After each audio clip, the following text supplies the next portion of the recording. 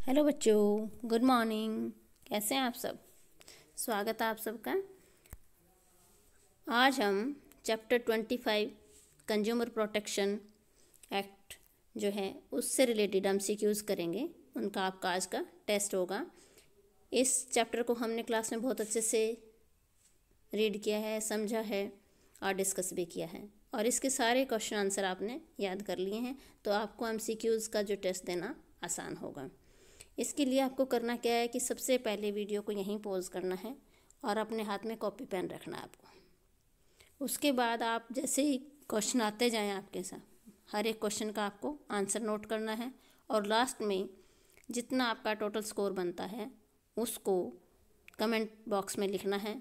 उससे क्या होगा कि आपको भी पता चलेगा कि आपकी कितनी तैयारी है, और मुझे भी आप पता चल जाएगा कि आपके चैप्टर में आपको समझ आया या नहीं आया, या कहीं कोई समस्या है तो वो भी आप कमेंट बॉक्स में लिखोगे।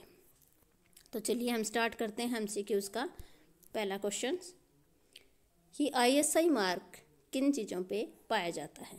विद्युत उपकरणों पे, रसायनों पे, बिस्किट पे या उपरोक्त सभी पे। इसके लिए 4 ऑप्शन आपके यहाँ, इनमें चारों में से आपको ये बताना है कि आईएसआई का मार्क किन में पाया जाता है। सेकंड है वूल मार्क किन पदार्थों पर या किन उत्पादों पे लगाया जाता है। इसके भी 4 ऑप्शन हैं कि खाद्य पदार्थ पे या ऊनी वस्त्रों पे या कृषि उपकरणों पर या बिजली के उपकरणों पे। तो इन चारों में से जो आपको सही लगता है कि वूल मार्क कौन से पदार्थों पे लगता है, वो आप अपनी कॉपी में नोट करते जाएं। थर्ड है दवाइयों को खरीदते समय आपको ध्यान देना चाहिए। जब हम दवाई खरीदने जाते हैं तो हमें क्या ध्यान देना चाहिए कि उसकी कंपनी का क्या नाम है, किस कंपनी की दवाई है, या सेकंड है कि ख़राब होने की तिथि कब है उसकी, या उसकी मात्रा कितनी है कि इसमें कितनी अमाउंट है, कितनी वो है, या उपरोक्त सभी। तो आप जब दवाई खरीदने जाओगे तो इन चारों में से आप क्या चीज़ ध्यान में रखोगे? जो आपको इनमें से ऑप्शन सही लिखता है उसको नोट करें। फोर्थ क्वेश्चन है वस्तुओं का उचित स्तर किसके द्वारा नियंत्रित किया जाता है? उपभोक्ता के द्वारा, या मानकीकरण के द्वारा, या बाजार द्वारा, या उपरोक्त सभी। फिफ्थ क्वेश्चन है कि किस सामान पर एफपीओ मार्क पाया जाता है? नीचे 4 ऑप्शन है, इनमें से आपको ये बताना है कि एफपीओ का मार्क है वो कौन से सामान पे लगता है। जैम पे, बिस्किट पर, या मसालों पर, या इन सभी पे। तो जो इनमें आपको ठीक लगता है वो नोट करें। 6 क्वेश्चन है आईएसआई मार्क दिया जाता है। नीचे लिखे हुए जो ऑप्शन हैं इनमें से आपको बताना है कि आईएसआई मार्क किन पे दिया जाता है। रासायनिक पदार्थों पे, या जो डिब्बाबंद भोज्य पदार्थ होते हैं, पैकिंग के अंदर जो सामान आता है उन पे, खाने का जो सामान होता है डिब्बों में पैक, जैसे अचार है, जैम है, या कोई भी खाने का सामान जो है, या मसालों पे या दालों पे। तो इन चारों में से आईएसआई मार्क किन पे दिया जाता है। नेक्स्ट क्वेश्चन है कि वस्तु पर लगा हुआ लेबल हमें क्या बताता है?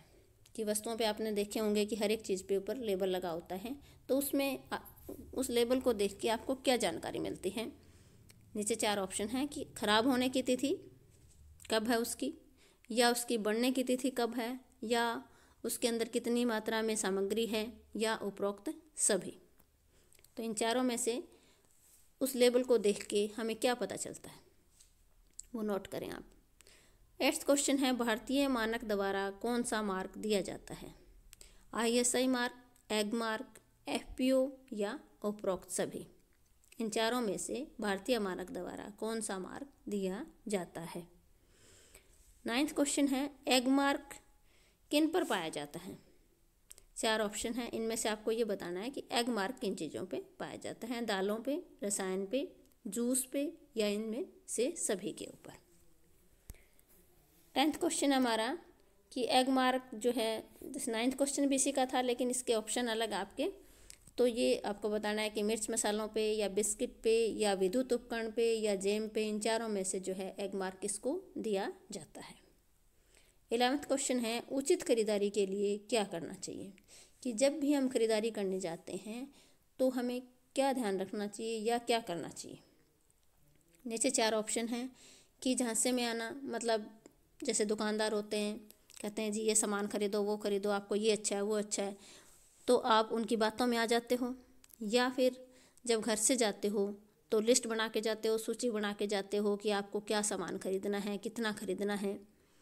या नगद खरीदारी नहीं करनी चाहिए कि आपको उधार खरीदना चाहिए या नगद खरीदना चाहिए। नेक्स्ट है उपरोक्त सभी। तो इनमें से आप क्या चीज़ ध्यान में रखोगे जब आप खरीदारी के लिए जाते हो। 12th क्वेश्चन है बिजली के उपकरण कैसे खरीदने चाहिए, कि जब भी हम कोई बिजली के उपकरण खरीदने हैं तो हमें किस तरह के खरीदने चाहिए, कौन से मानकीकरण मार्क वाले खरीदने चाहिए।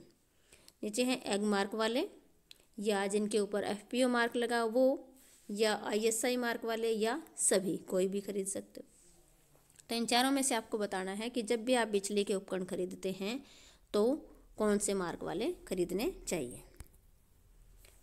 नेक्स्ट है उपभोक्ता की समस्याएं हैं। तो उपभोक्ता की क्या समस्याएं आती हैं, इनमें से आपको बताना है कि दोषपूर्ण वजन और तोल। नेक्स्ट है वस्तुओं में मिलावट।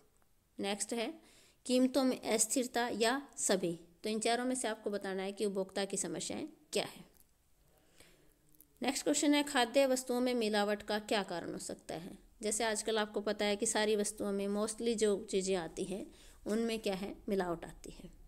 तो इस मिलावट का क्या कारण है, क्यों करते हैं लोग मिलावट। तो पहला दिया है कि महंगाई के कारण, या वस्तुओं की जो है कम उपलब्धि के कारण, या दोनों हो सकते हैं, या कोई भी नहीं हो सकता।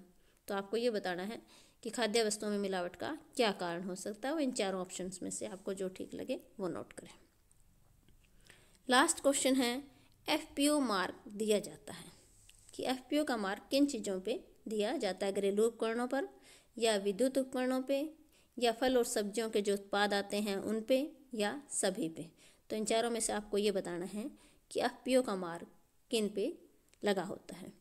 तो ये हमारे 15 क्वेश्चन थे। तो आप सब ने इनके आंसर जो है नोट कर लिए होंगे। अब बारी आती है आपकी आंसर की। तो जो आपने आंसर नोट किए हैं वो आप इस आंसर की के साथ मैच कर सकते हैं, और हर क्वेश्चन को आप 1 नंबर दें, और जितना आपका स्कोर बनता है टोटल स्कोर, उस टोटल स्कोर को आप कमेंट बॉक्स में लिखें। और फिर भी अगर आपको लगता है कोई क्वेश्चन समझ नहीं आया या कोई प्रॉब्लम है तो वो भी आप कमेंट सेक्शन में ज़रूर लिखें। तो आशा करती हूँ कि आपको आज का सेशन जो है अच्छा लगा होगा। तो फिर नेक्स्ट वीडियो में हम नए जो MCQs लेके नेक्स्ट वीडियो में मिलते हैं। Thank you.